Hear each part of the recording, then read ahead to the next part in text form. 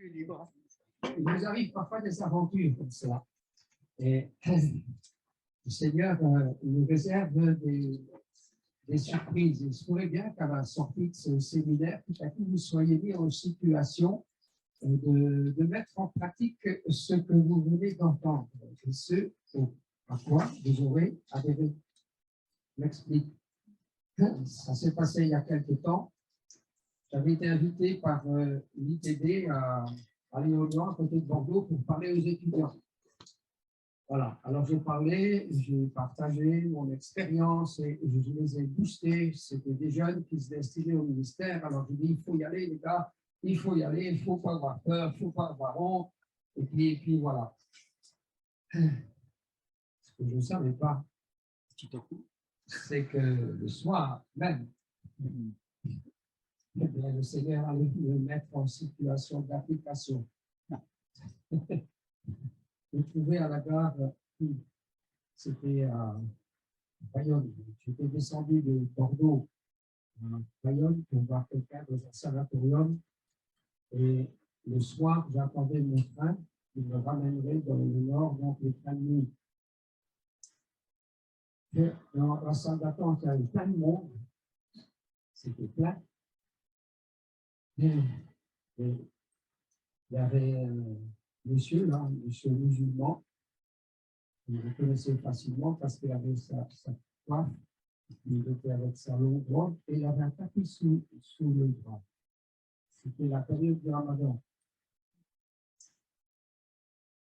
Je vais m'asseoir, il y avait juste une place, et puis je regarde ce monsieur, et voilà qu'il déploie son tapis, il oriente son tapis, il le tourne autrement, et il se met à genoux, et puis il commence à faire sa prière. L'esprit m'interpelle. Vous voyez ce qu'il fait? Oui, c'est bien. Vous voyez ce qu'il fait? Et toi, tu oses faire ce qu'il fait? Ah, c'est facile de parler aux étudiants, hein, et de dire ce que les autres doivent faire. Et toi, j'étais malheureux. J'étais malheureux. Et puis, ben, j'ai pris mon courage à deux mains, parce qu'au bout d'un moment, le monsieur s'est relevé, et tout le monde avait les yeux braqués sur lui. Le monsieur se lève, il enroule son tapis, et puis il va s'asseoir. Et au moment où il s'assoit, la personne qui est à côté de lui se lève et s'en va. C'était comme si un ressort m'avait propulsé à la station de bout. Je me suis levé, j'ai quitté ma place, je suis allé m'asseoir à côté de lui. Et d'entrée de jeu, je lui ai dit, monsieur, excusez mon audace, je vous ai observé tout à l'heure pendant que vous faisiez votre prière. Je vais m'entretenir un peu avec vous. Ah oui, tu fais, oui, il était intéressé. Et vous priez qui comme ça? L'homme dit, je prie le prophète. Ah oui, et comment ça se passe? Il dit, voilà, je mets le tapis direction la Mecque. Alors j'ai compris pourquoi il avait bougé. Ouais. Il dit, je mets le tapis direction la Mecque parce que là-bas, c'est le tombeau du prophète et je prie. Alors moi, je lui réponds, moi, quand je prie Issa, je prie Issa, ça veut dire Jésus. Jésus. Et il m'interpelle, il fait Simna Issa, le Seigneur Jésus. Wow, 1-0. L'air de dire, quand on parle de Jésus, un peu plus de respect. Hein? Bon. Vous connaissez Simna Issa? Oh oui, il me dit. Le Coran parle de lui. Alors, il cite plusieurs versets du Coran. Les sourates, voilà. Au bout d'un moment, je lui dis, voyez, permettez-moi de vous demander votre nom. Je dis, je m'appelle Mouloud. D'accord, moi je m'appelle Mouloud. Et je vais vous poser juste, je vais vous faire juste une réflexion. Vous tournez votre tapis vers la Mecque parce que là, il est le tombeau du prophète. Et moi, quand je prie Simna Issa, il n'y a pas besoin de mettre mon tapis en direction de son tombeau parce qu'il n'existe pas. Jésus ressuscité. Et je commence à l'évangéliser. Il était très respectueux. C'était un cure. Au bout d'un moment, je lui dis, vous acceptez qu'on prie ensemble Sina, Issa. Alors il me regarde, il fait ici.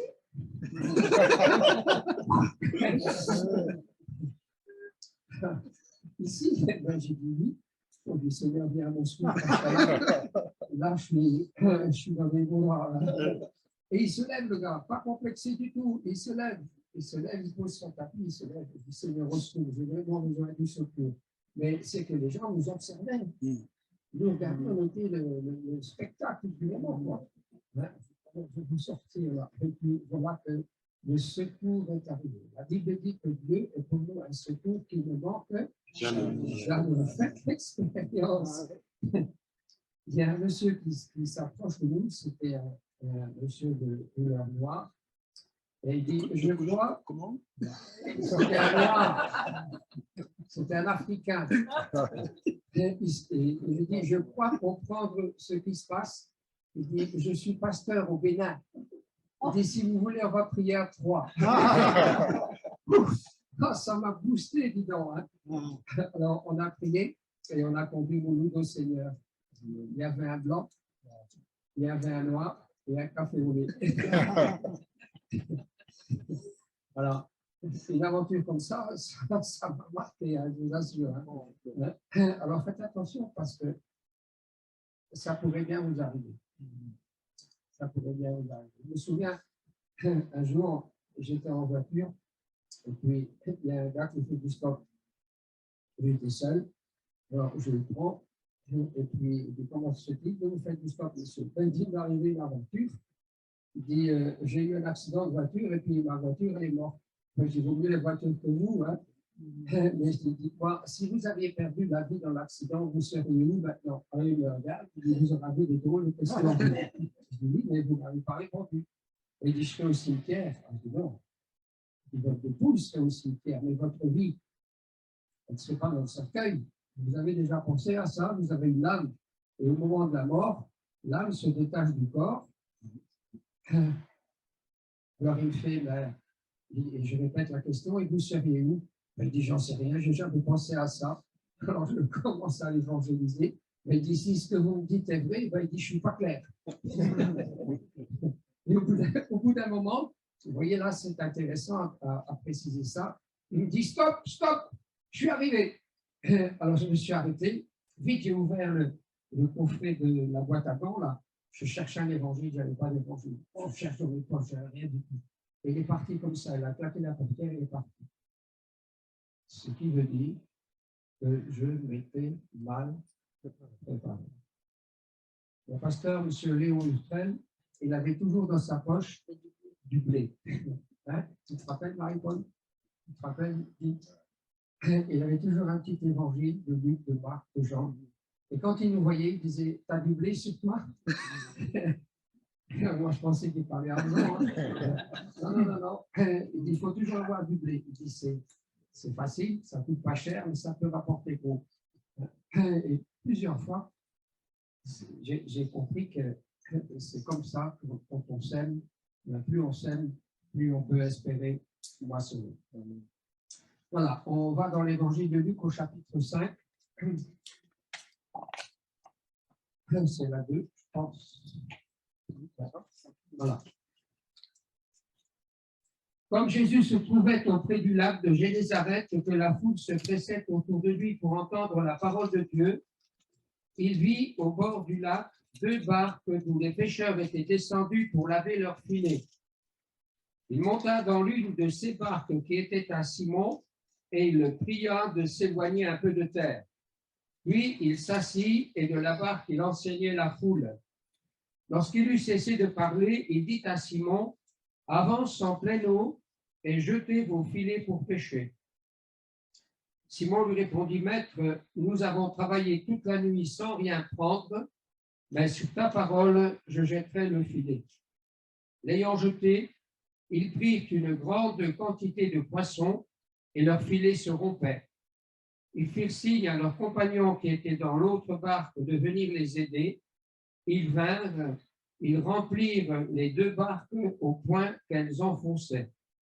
Quand il vit cela, Simon-Pierre tomba aux genoux de Jésus et dit, « Seigneur, retire-toi de moi parce que je suis un homme pécheur. » Car l'épouvante l'avait saisi, lui et tous ceux qui étaient avec lui à cause de la pêche qu'ils avaient faite. Il en était de même de Jacques et de Jean, fils de Zébédée, les associés de Simon. Alors Jésus dit à Simon, « Ne crains point, désormais tu seras pêcheur d'hommes. » Et ayant ramené les barques à terre, ils laissèrent tout et le suivirent. Alors la foule est là au bord du lac pour écouter un prédicateur hors pair, Jésus. Et Jésus monte à bord d'une petite barque qui appartient à Simon. Simon, qu'est-ce qu'il est occupé de faire, Simon? Il lave ses filets et il doit interrompre son travail. À quoi pense-t-il, cet homme? Il est fatigué, il a travaillé toute la nuit, la vie est difficile, il n'a pas pris de poisson. Il pense peut-être qu'il est en train de perdre son temps. Et Jésus connaissait les pensées de cet homme et à la fin de son intervention, il dit à Simon, avance en pleine eau et jetez vos filets pour pêcher. Une première remarque, fait de la redondance par rapport à ce que je disais hier soir, les poissons se pêchent en mer et non pas dans les eaux du port. Retenez ça, c'est important.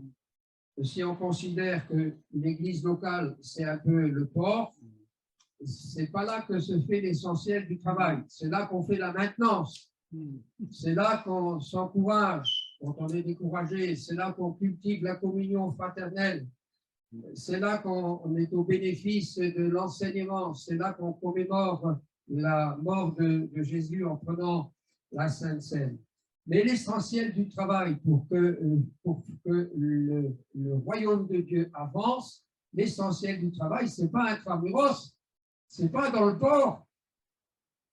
Imaginez un artisan pêcheur, il met son moteur du chalutier en route et puis il fait 3 fois le tour du port. Et puis, il coupe le moteur, il rentre chez lui. Le lendemain, il recommence. C'est pas ça. Il faut qu'il sorte. Sans quoi, il va à la faillite. Alors, je pose la question. Quel est le but de Jésus? Veut-il donner à Pierre une leçon de pêche? Certainement pas. Ce que Jésus veut, c'est lui communiquer la vision de la croissance du royaume.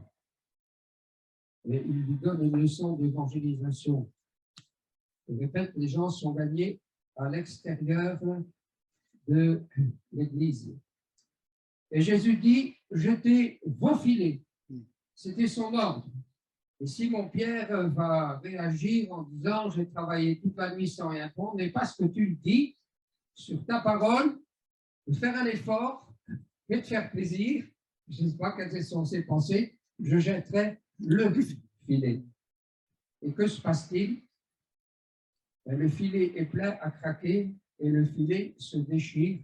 Et j'ai envie de rajouter, mais ça c'est de leur composition, bien fait pour nous. Jésus avait parlé au pluriel, jetez vos filets. Et il s'est contenté d'en jeter un seul. Je reviens sur les paroles de Jésus. Il parle au pluriel. Les filets ne sont pas tous les mêmes à bord de tous les bateaux. La pêche à la crevette se fait avec des filets à petite maille. La pêche du poisson plat exige des filets différents. En fait, les filets utilisés sont choisis en fonction du type de pêche et de poisson. On ne pêche pas le thon avec un filet à crevette.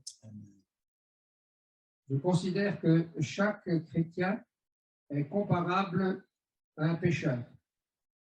Chacun travaille avec un filet qui lui est propre. Chacun travaille au milieu d'un auditoire, je dirais, au milieu de ses connaissances, de son cercle d'influence qui n'est pas forcément celui de l'autre. Alors chacun travaille avec un filet qui lui est propre et qui convient à l'objectif qu'il poursuit.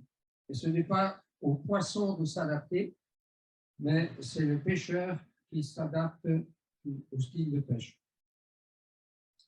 L'évangélisation efficace consiste à trouver les centres d'intérêt de vos interlocuteurs, à découvrir leurs besoins, à découvrir ses attentes, et il y a mille et une manières d'aborder les gens. Je reviens à Simon-Pierre et à la pêche miraculeuse. On retrouve l'artisan à genoux, c'est l'heure de sa conversion et c'est aussi l'heure de son appel. Désormais, lui dit Jésus, tu seras pêcheur d'hommes. Et la vie de Simon-Pierre bascule, il va faire des choses étonnantes à partir de ce moment-là. Mais partir à la conquête des âmes, ça n'est pas le monopole de quelques spécialistes. Éphésiens 5, mais le projecteur sur les différents ministères, il y a le ministère d'évangéliste. Mais ce n'est pas de ça que je parle cet après-midi. L'évangélisation, ça n'est pas l'affaire de quelques spécialistes, c'est l'affaire du corps de Christ dans son ensemble. Chaque chrétien est un témoin de Jésus, chaque enfant de Dieu est un ambassadeur en puissance. C'était l'enseignement de Paul aux chrétiens de Corinthe. Nous faisons, disait-il, fonction d'ambassadeur pour Christ. Nous vous en supplions, soyez réconciliés avec Dieu. Et il n'y a rien de plus triste qu'un ambassadeur silencieux. Rien de plus dangereux qu'un ambassadeur qui ne parle pas. Et c'est le problème de l'Église de France. Il y a 3 jours maintenant. Alors, quelques chiffres au sujet de la croissance de l'Église au cours de ces dernières années. En Asie, c'est une croissance extraordinaire, 97% de croissance. En Afrique, pareil. En Amérique latine, un peu moins.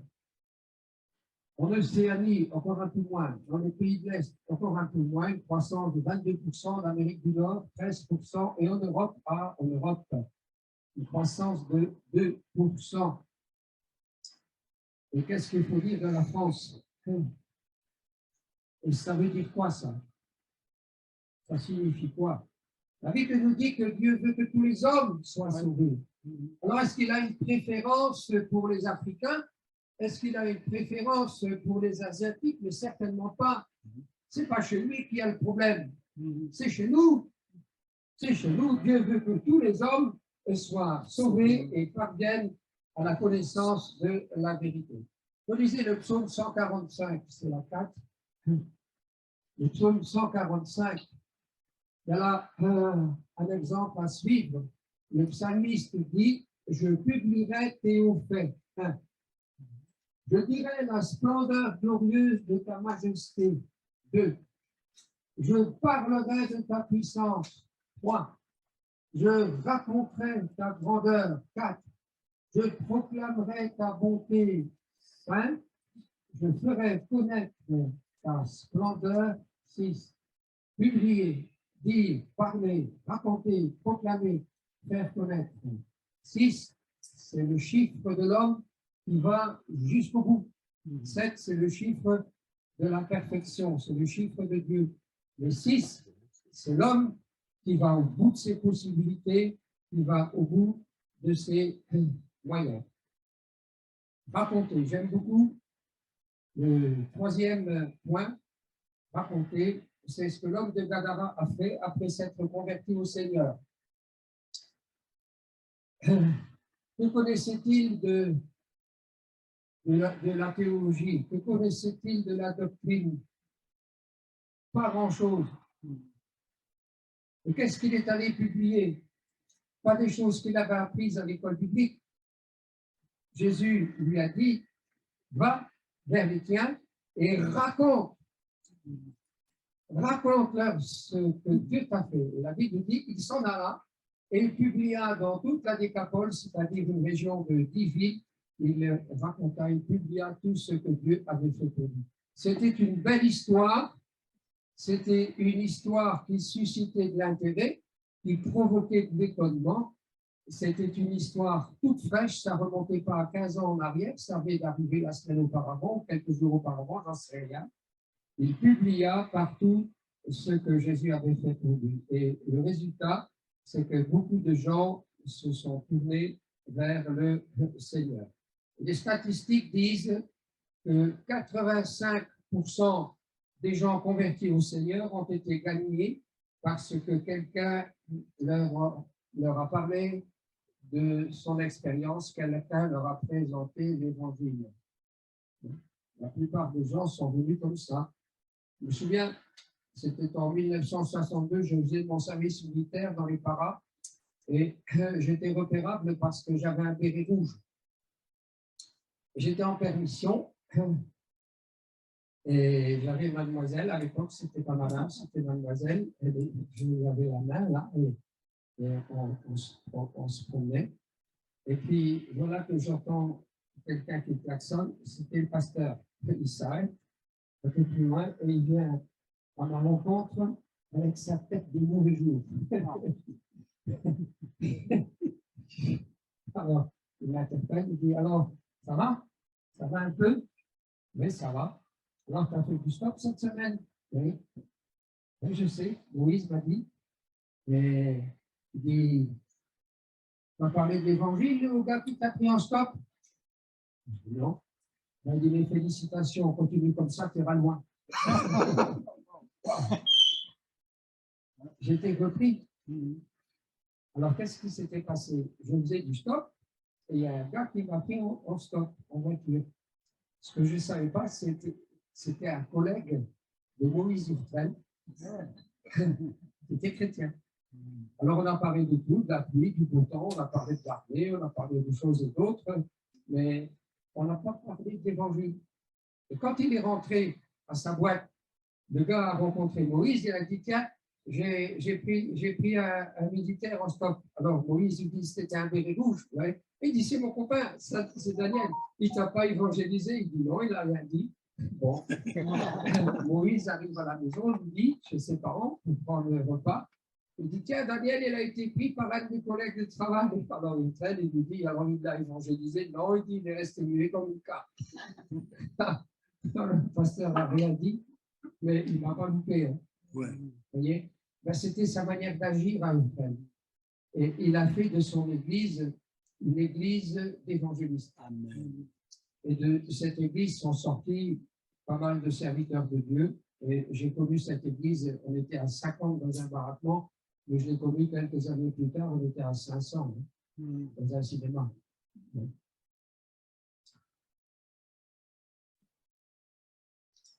Il y a en France beaucoup trop de chrétiens silencieux. Beaucoup trop.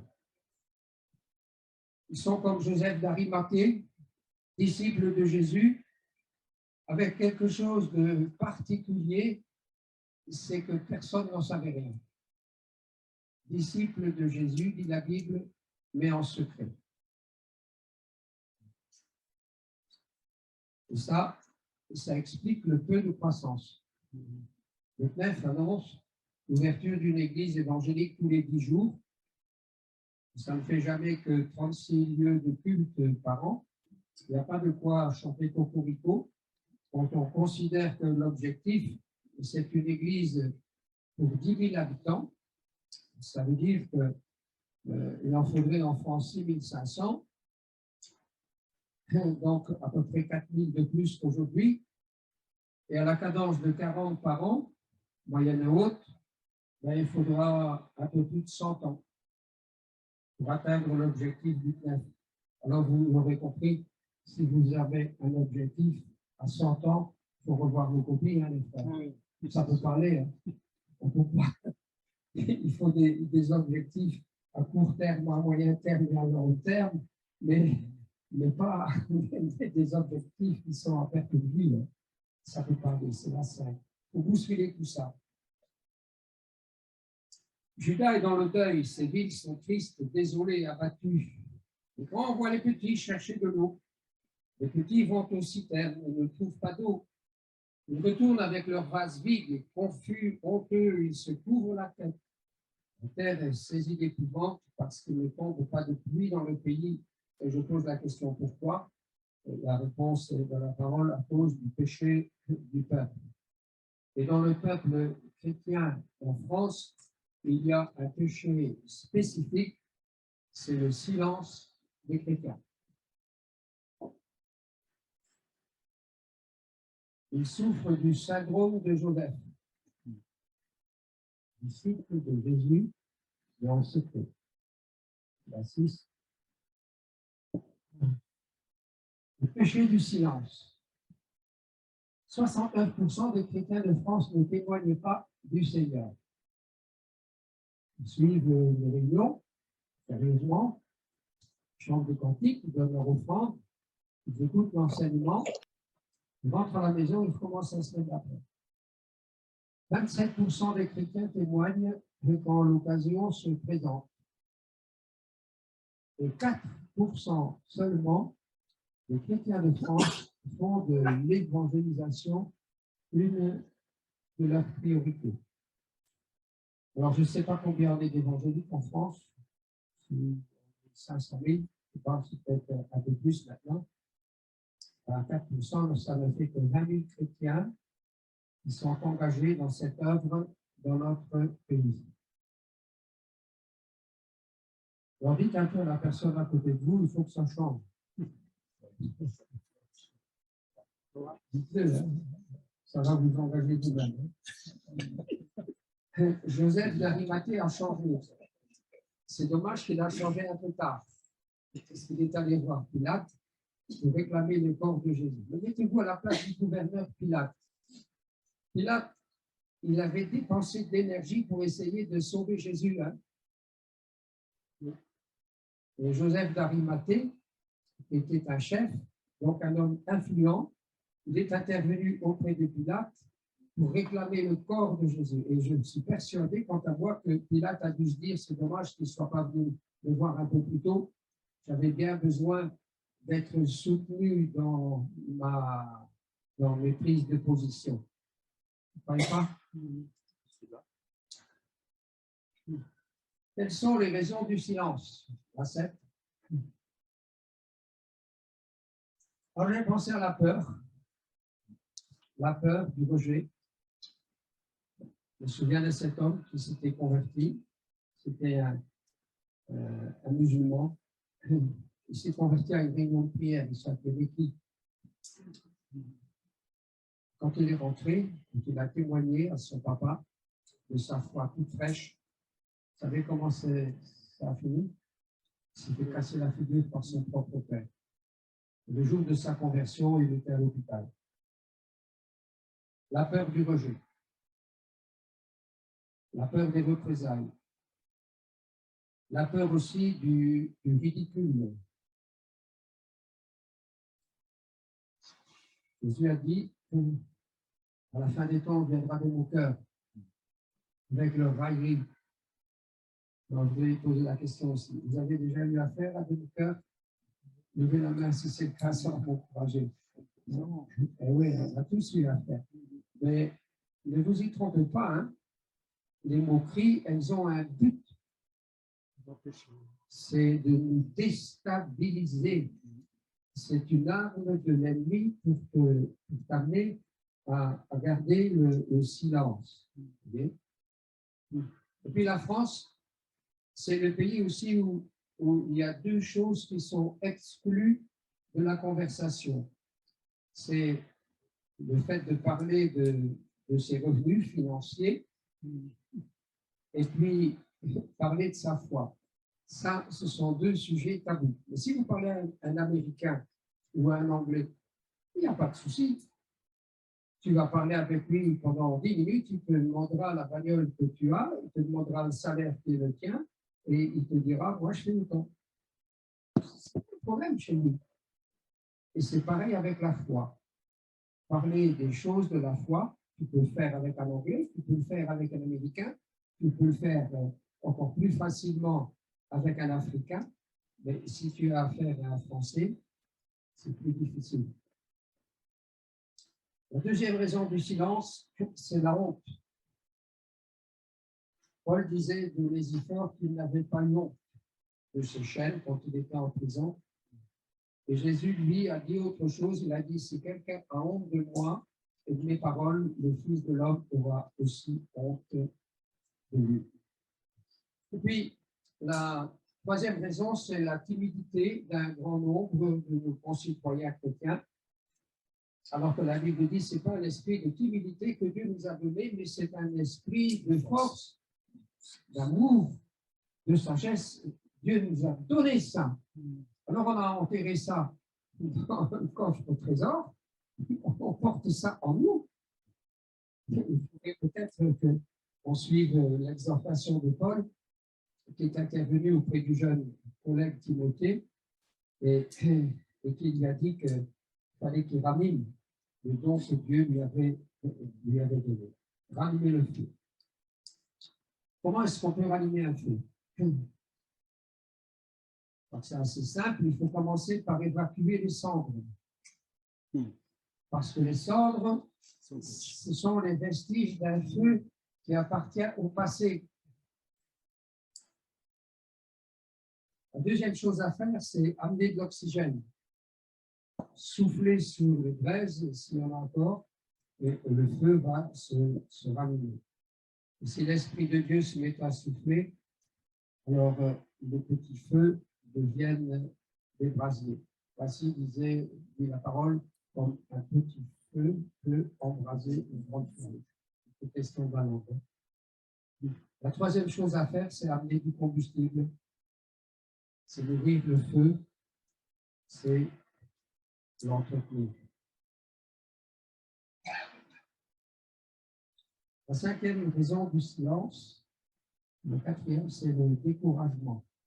Je me souviens de cet homme qui était boucher de son métier, et il avait dans sa famille, il avait dans son entourage une famille nombreuse qui était cliente de la boucherie, et il avait évangélisé cette femme qui était veuve et ses enfants, et nous avons eu la joie de les voir arriver tous à l'évangile. Ils ont suivi un temps, et quand ils se sont trouvés en face des décisions à prendre, ils ont quitté l'Assemblée. Ils ne voulaient pas s'avancer plus loin. Ils avaient été touchés par le Seigneur, mais ils ne se sont pas convertis et ils ont quitté l'Église. Et mon ami le boucher, il était découragé, complètement découragé. Et quand je suis allé le voir, il a dit, ben, ça ne sert à rien de parler, tu vois ce qui arrive là, ben, s'est occupé d'eux pendant je ne sais pas combien de mois. Et puis maintenant, voilà, il s'est touché s'ils nous disent bonjour. Et puis tu ne sais pas quoi, parce que ben, c'est que je les ai perdus comme clients de la boucherie pareil. Et puis dans sa boutique. Ce qu'ils ne savaient pas, le boucher, ce qu'ils ne savaient pas, c'est que pendant tout le temps où ces gens avaient suivi l'Assemblée, c'est qu'à chaque réunion, ils passaient par le comptoir du librairie et ils achetaient des évangiles, ils achetaient de la littérature chrétienne et ils sont devenus les évangélistes de leur famille qui était en Normandie. Et ils envoyaient ça, et il y a des gens avant Normandie qui ont suivi les églises normandes, les églises chrétiennes, et qui se sont convertis. Le boucher, lui, il n'en savait rien de ça. Il m'en souffle, quand il souffle, ça arrive qu'il mène l'assurance ailleurs. Toi, tu n'en sais rien, et puis clairement, parce que ça n'a rien produit, mais en fait, ça a produit quelque chose, et ça pousse ailleurs. Et tu gardes dans l'humilité, il faut savoir que la parole ne revient jamais au Seigneur sans avoir accompli son effet. Vous êtes d'accord? Quatrième raison du silence, c'est le découragement. Donc, les chrétiens ont parfois essayé de gagner leurs voisins, leurs amis, on se moquait d'eux, ils se sont découragés. Jérémie a connu ça en son temps. Je ne parlerai plus de lui, dit-il. Jérémie 20. Je ne ferai plus mention de son nom. Chaque jour, je suis un objet de raillerie. Bien, ça c'était son problème. Mais il y avait quelque chose dans son cœur. Il avait pris la décision de se taire, mais ce n'était pas possible. Il y avait dans son cœur un feu dévorant qu'il ne pouvait pas contenir, et c'est ça le remède. Et ça nous ramène à la chambre haute, où des langues de feu se sont posées sur chacun d'eux. C'est ça qu'il faut retrouver. La cinquième raison, c'est l'indifférence. Je passe, vous savez ce que c'est. La sixième, c'est l'inconscience face aux enjeux. La Bible enseigne que le temps de feu est réservé à toutes celles et à tous ceux dont le nom n'est pas trouvé inscrit dans le livre de vie. Vous vous rendez compte? Vous avez déjà réfléchi à ça? Dans les temps de feu, c'est là qu'ira ton collègue de travail si tu ne lui parles pas. Dans les temps de feu, c'est là qu'ira ton conjoint si tu ne le gagnes pas au Seigneur. Dans les temps de feu, Apocalypse 20, le verset 15.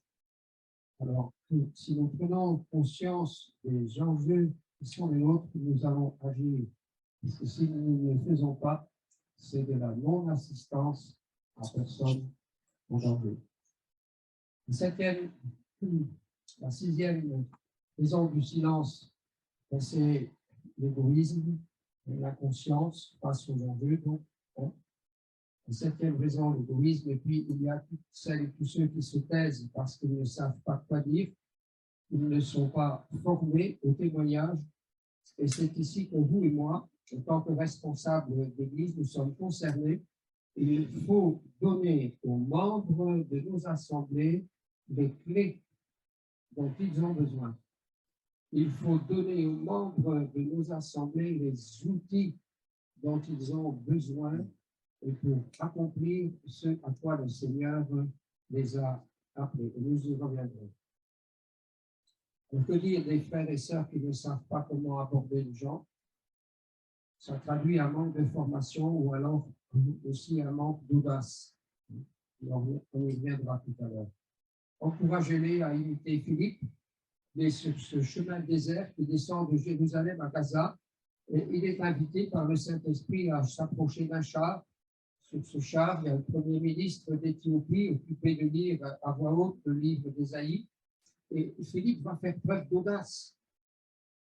Il va interpeller ce personnage important. Comprends-tu ce que tu dis? On connaît la suite. Philippe lui annonce la parole de Dieu, l'Éthiopien va se convertir. Et j'ajoute que c'est ainsi que l'Évangile, je le disais hier soir, que l'Évangile a pénétré le continent africain. Rien que ça. Alors, quel enseignement tirer de cet exemple? Tout simplement, il faut, comme Philippe, être sensible au Saint-Esprit, saisir les occasions qui se présentent, et elles sont nombreuses, pour faire preuve d'un peu d'audace. C'est facile d'approcher quelqu'un qui lit le journal. Comment vous l'approcheriez-vous? Quelqu'un qui lit le journal là, dans la salle d'attente du train à la gare, c'est facile de l'approcher, très facile de vous approcher. Dites, monsieur, excusez mon audace, c'est quoi le grand titre aujourd'hui dans les journaux? Ça y est, c'est parti. Hein. Je vous parle de la guerre d'Ukraine, et puis vous êtes perturbé par cette affaire, monsieur, tout comme moi. Ah oui, oui, oui. Beaucoup de malheurs, et puis voilà, c'est parti. Hein. Vous êtes en ligne droite pour l'évangéliser d'une manière efficace. Vous dites Amen? Amen. Quels sont ceux qui sont d'accord? Amen. Attention à ce qui va vous arriver demain. Amen. Et quand on le fait, le Saint-Esprit est à l'œuvre. Je me souviens de cette dame qui témoignait avec audace et elle m'a rapporté que ça avait été très mal perçu par son église. Et le pasteur en personne était venu lui dire que Dieu était souverain et qu'il n'avait pas besoin d'elle pour attirer les gens. C'est vrai. Mais Dieu nous fait la grâce de participer à son œuvre. Il désire que tous parviennent à la connaissance de la vérité, mais sa vérité, son salut, sa volonté ne s'accomplira que dans la mesure où l'Église fera face aux responsabilités qui sont les siennes. Pendant tout un temps, je voyageais, et quand j'étais en voyage, ma femme elle avait une procuration sur mes comptes. j'en savais quelque chose à mon retour. Elle avait dépensé dessus. Elle en avait le droit. Elle avait la procuration. Alors Jésus, chef de l'Église, est parti, mais l'épouse est restée. Oh, vous êtes là? Ouais. Et on a reçu une délégation de pouvoir. Jésus a dit, celui qui croit en moi, il fera les œuvres que j'ai faites.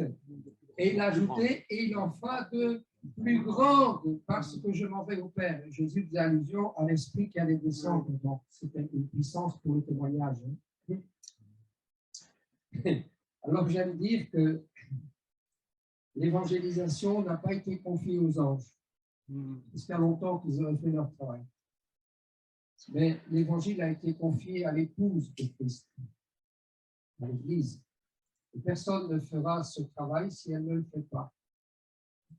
Souvenez-vous de Corneille, l'officier romain, un homme qui cherche Dieu. Et un ange lui apparaît. C'est curieux. L'ange ne dit pas, Corneille, j'ai été envoyé par Dieu le Père pour t'annoncer l'évangile de Jésus-Christ. Et ben, Corneille se serait converti, il dit qu'au presto, on l'aurait trouvé à genoux. Oui ou non? Ça aurait été efficace, terriblement efficace, un ange qui lui annonce l'évangile. C'est pas comme ça que les choses se passent. L'ange lui dit, Corneille, tes prières et tes aumônes, Dieu en a pris compte. Envoie chercher Simon. Comment ça? On n'a pas besoin de Simon. Envoie chercher Simon, il est logé près de la mer chez le pourvoyeur. Il a des choses à te dire. Et c'est ce qui se passe. On connaît la suite. L'Esprit Saint avertit Simon que 3 hommes vont venir le chercher.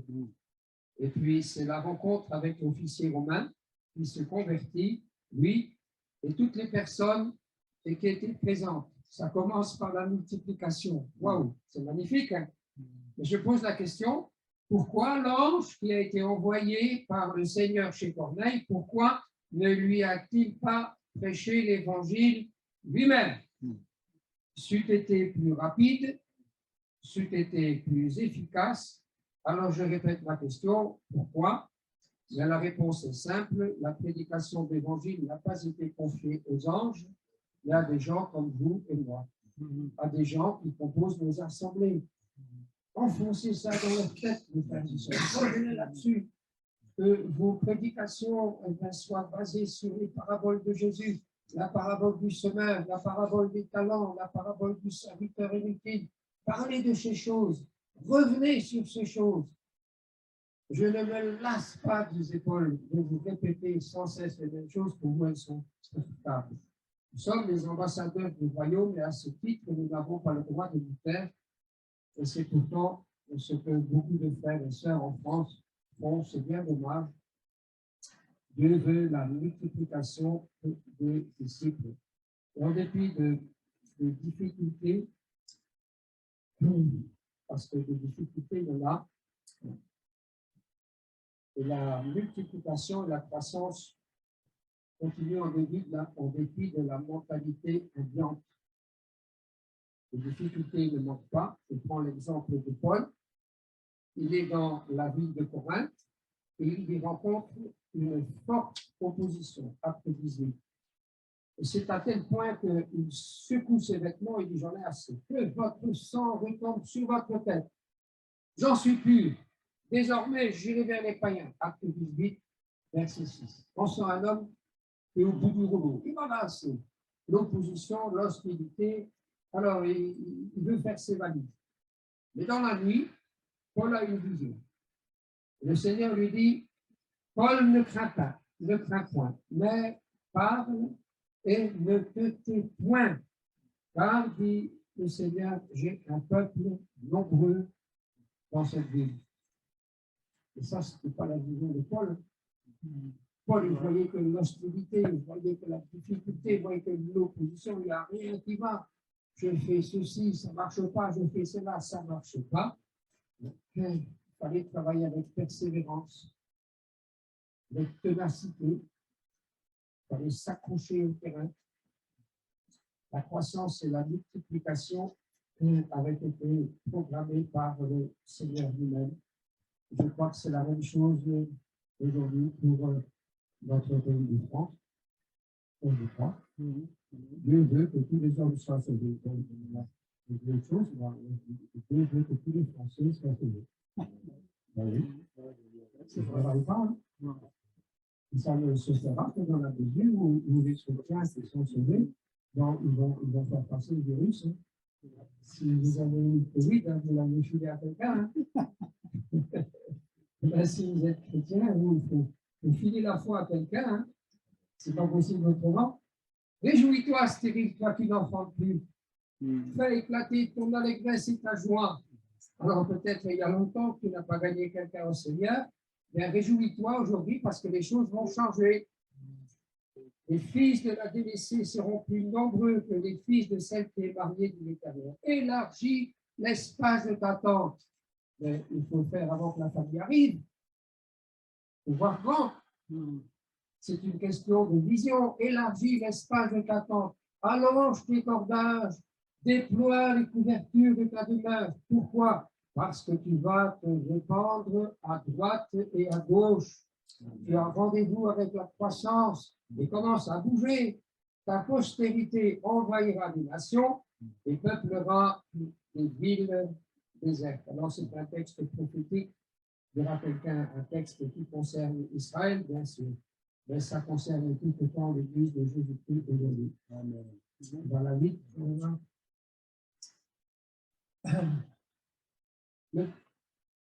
grandir et multiplier en France. Alors, quelques mots sur la laïcité, sur les particularités de la France, pays de la laïcité. Tu crois ce que tu veux, mais surtout, il ne faut pas en parler. C'est ainsi que la foi se vit dans la sphère privée. La France, c'est le pays des petites choses. C'est écrit dans notre ADN. Alors écoutez bien. Qu'est-ce que vous avez fait tout à l'heure après le repas? Tout de suite après le repas. Vous avez pris un petit café. Je vous ai entendu. Vous avez un petit café, frère? Un petit café. Pourquoi pas un grand? Aujourd'hui, malheureusement, je n'ai pas pu faire une petite sieste. Mais Henri, il m'a dit, ah, la réunion est à 2h30. Je vais aller m'allonger un quart d'heure. Je vais faire une petite sieste. Qu'est-ce que vous avez fait tout à l'heure? Vous avez passé un petit coup de fil. C'est vrai ou pas? C'est vrai. Si vous avez le temps ce soir, vous irez faire une petite promenade jusqu'à la Somme. Si vous avez 4 sous de côté, vous pouvez projeter d'acheter quoi? Une petite maison. Hein? Vous les logez qui? Vous voyez bien, c'est dans notre ADN et ça doit changer parce que Dieu n'est pas le Dieu des petites choses. Mais en France, on a l'habitude de ça et même dans nos églises, on est contaminé par ça. On a cette mentalité et on entretient le culte du petit. On fait des petites missions, on chante des petits chœurs. Ben oui. On fait des petites visites. Et à la fin de la visite, madame a dit, vous pouvez faire une petite prière. On a des petits budgets. On a des petits moyens, on a des petits salaires. Mais il faut changer tout ça. Il faut changer tout ça. La croissance et la multiplication, ça passe par un changement de mentalité. Il faut un changement de mentalité parce que Dieu est le Dieu des grandes choses. La mentalité, c'est l'ensemble des croyances et des habitudes d'esprit qui influencent la pensée d'un groupe. Le dictionnaire dit que c'est l'état d'esprit, les dispositions psychologiques et morales. Et en France, ben, il y a une tendance, c'est à rouspéter. Ça rouspète toujours, pour tout et n'importe quoi. La France, c'est le pays du système D. Il faut savoir. La France, c'est le pays où on se méfie des autorités. On les a mises en place, mais une fois qu'elles sont en place, ben, il n'y a plus rien qui va. Une résistance passive face au pouvoir. Ce sont des choses dont il faut tenir compte dans notre approche des gens, mais on retrouve aussi ces choses au sein de nos églises. Par exemple, les membres de nos églises, j'ai remarqué qu'ils entretiennent pratiquement tous l'idée d'un christianisme de confort. Un christianisme qui rapporte. Ils cultivent les privilèges. Ils oublient. Ils sont des ambassadeurs à la maison, au travail, à l'occasion des loisirs, des déplacements à l'école, au bureau, au supermarché, à l'hôpital. Chaque jour et en tout lieu, le chrétien est un ambassadeur. Il faut renforcer ça dans la tête des gens et travailler au changement de mentalité pour favoriser la croissance et la multiplication. Et le paradoxe, c'est que les Français ont une sensibilité instinctive aux choses spirituelles. Je suis passé chez ma belle-sœur cette semaine, on est allé à Paris-Mondial. C'est un lieu de pèlerinage. Et ça montre quoi? Ça montre qu'il y a plein de gens qui ont soif. Pourquoi ils ne viendraient pas? Et puis il y a Lourdes. Lourdes, c'est en France. C'est un des hauts lieux du catholicisme. Il y a des catholicismes dans le monde entier, il y a des catholiques dans le monde entier. Mais Lourdes, c'est le haut lieu. Et je parle de Lisieux, puis il y a d'autres lieux de pèlerinage. Et il est vrai que les religions ont déçu à cause des scandales et du décalage par rapport à la société. Et les gens se tournent dans l'envers quoi, vers les choses de l'héros. Et la soif demeure. Et il y a en France, selon Paris Match, 30 000 guérisseurs, médiums. Un Français sur 4 a déjà consulté une voyante ou un voyant ou un astrologue. Et pourtant, la soif spirituelle est bien là. C'est la Bible qui dit: l'heure vient, dit le Seigneur, où j'enverrai la faim et la soif, non pas la faim du pain et la soif de l'eau, mais la faim et la soif d'entendre la parole de Dieu. Les gens ne veulent pas écouter ce que dit M. le curé, ils ne veulent plus ce système, ce fatras religieux. Ils n'entrent pas dans les églises catholiques de moins en moins. Et pourquoi voudriez-vous qu'ils rentrent dans les églises évangéliques qu'ils ne connaissent pas? C'est à nous d'en sortir pour aller vers eux. C'est la même. La soif est grande. La soif de Philippe, de l'Éthiopien face à Philippe. C'est la soif de Corneille face à Pierre. Les anges qui exercent un ministère en notre faveur n'évangélisent pas, je l'ai dit, c'est l'affaire des chrétiens. Et il faut prêcher ces choses et partager avec nos auditoires.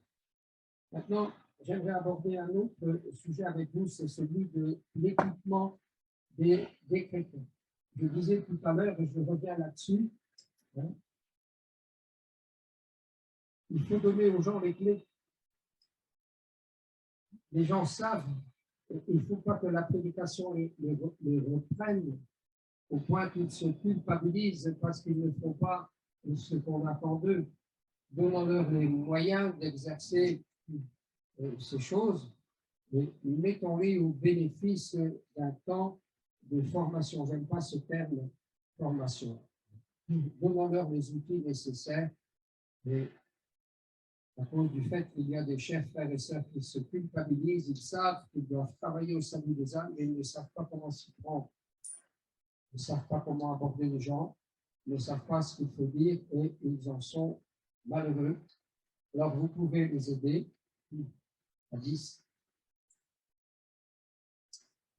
Dressez avec les participants la liste des objections les plus fréquentes. Je ne sais pas si j'ai donné quelque chose à Jean Bernard tout à l'heure.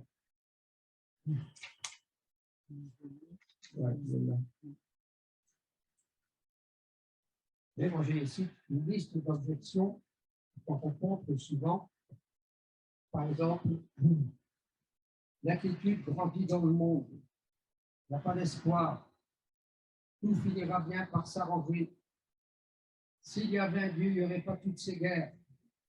Bon, on finira bien par vivre en paix. Si Dieu existait, il ne permettrait pas que des gens meurent de faim. Vous répondez quoi à ça? Pourquoi Dieu laisse-t-il mourir des enfants? Il n'a pas le choix. Je compte sur les bonnes œuvres. Toutes les religions sont bonnes, pourvu qu'on soit sincère. Jamais rien fait de mal. On ira tous au paradis. Je prie la Vierge Marie. Mon Dieu, c'est mon portefeuille. La mort, c'est le point final. Après la mort, c'est terminé. J'ai perdu la foi. Donc, il y a toute une liste comme ça d'objections qui reviennent souvent. Ça, c'est le fruit de mon expérience. Dresser la liste des objections, divisez vos auditoires en petits groupes et dites aux gens, vous répondriez quoi? Si quelqu'un vous dit, compte sur ses bonnes œuvres pour aller au paradis, vous allez répondre quoi? Donc, cherchez un peu, partagez avec quelques frères et sœurs et cherchez dans votre Bible des bonnes réponses. Donc, vous aurez trouvé un verset biblique qui peut éclairer la chose. Apprenez-le par cœur, mémorisez-le. Quand vous allez être en situation, vous allez pouvoir sortir des disques durs de votre cervelle, la parole qui va répondre et éclairer une personne. Moi, je propose, si on a le temps, tout à l'heure, de vous distribuer une feuille comme ça à chacun, et on se mettra par petits groupes, et vous chercherez un verset biblique. C'est d'accord? Okay. Si on a le temps, on verra ça.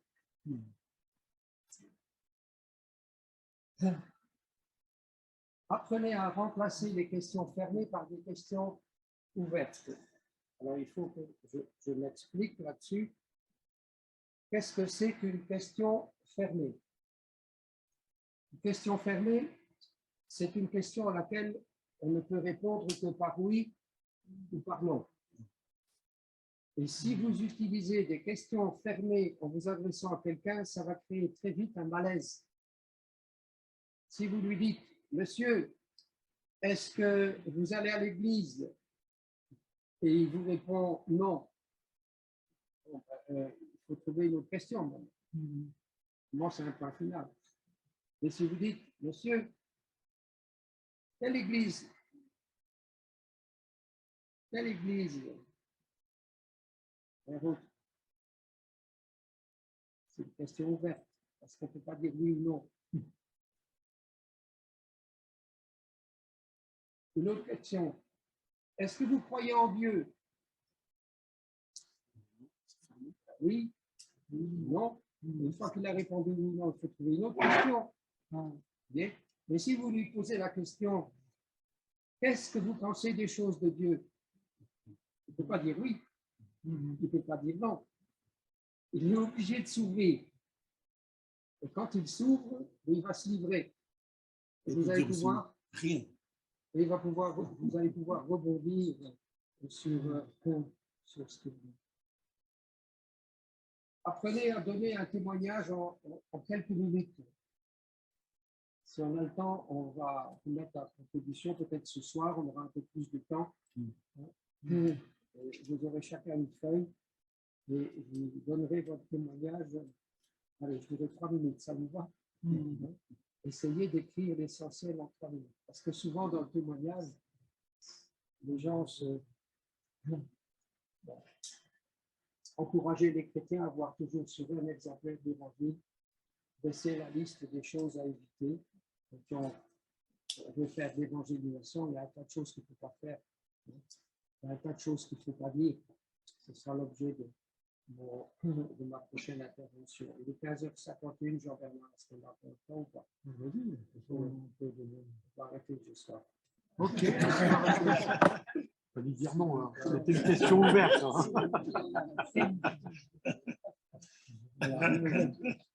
Merci de nous aider, Seigneur. Merci de nous donner à nous-mêmes les outils. Seigneur, merci de nous amener à partager les choses avec les frères et sœurs dans la foi. Seigneur, et que tous ensemble, nous puissions partager et entretenir la même vision. Seigneur, la vision d'un monde en péril, mais d'un monde que tu aimes et que tu veux sauver dans ta grande bonté. Seigneur, alors que la compassion qui était la tienne, Jésus, soit aussi ce qui nous anime. Seigneur, que ta vision soit la nôtre. Et nous te prions que tu nous accordes la grâce de la partager avec celles et ceux que tu nous as donnés, Seigneur, en responsabilité. Nous te prions, notre Père, dans le nom de Jésus, et chacun dit Amen. Amen.